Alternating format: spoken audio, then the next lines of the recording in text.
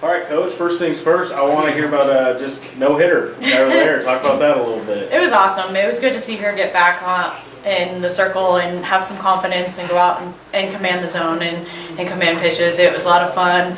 You know, she had no idea that that was what going on. I had a couple other kids in the dugout that started thinking about it and almost talking about it, and I had to remind them that that's not what we do. So it was really good to see her go out and throw so well. She was a hit batter and an error, both on her actually, away from a perfect game. So it was a lot of fun.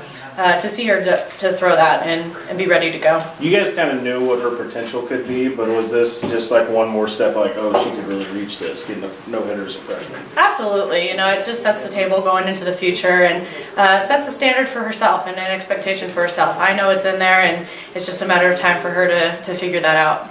A big series win over Commerce. Just kind of reflect on the weekend. Over Eastern, you mean? Yeah. Sorry. No, you're good. It was a good pickup to sweep the weekend. We hit the ball extremely well. We played great, almost great defense. We had a little rough night on Friday, getting used to some dirt and some uneven ground and ball bouncing every which way but at our kids. So we did a good job in some unfamiliar territory, and it was fun to see different kids step up. You know, Amelia and Shanna hit the ball extremely well, and you know, especially when Kylie gets walked 12 times in a weekend and only gets pitched to twice, and had a great weekend even though.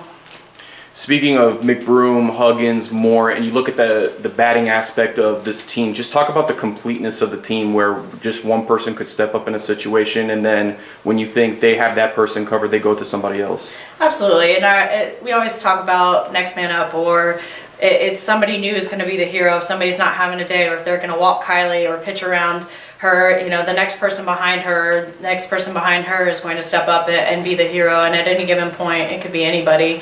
And if you have that mentality as a group that it's anybody's day, it kind of goes through the team like wildfire. Amelia Huggins became the third Lady Buff in school history to drive in 8 runs in a single game on Saturday. So what do you guys do as coaches to help her reach that kind of accomplishment? You know, we just work every day. We talk about playing the game right, playing good softball, having a plan at the plate. Nobody has the intention of driving in all the runs or multiple runs in a game. It's a collective team effort, and so we just talk about doing your job when you're at the plate. If you have runners in scoring position, your job is to score them. And we spent some time this week working on situational hitting because the weekend before we struggled with that and left a lot of runners on base. So it was good to see that pick up on everybody. Now you kind of have a week off before you go into the next week of play. What do you hope to work on in this week, and just kind of injury, rest, any of that kind of stuff? A little bit of recovery and just getting some kids healthy overall, getting our pitcher arms back to where we need them and their legs underneath them, and just kind of resetting the tone for a lot of kids at the plate, continuing to work on their plan and their approach and do some situational things still. I think that really helped both for our pitchers and our hitters, and get some rest this weekend, but remind them that it's still business and we're still at work, and we have 2 more weekends to take care of that.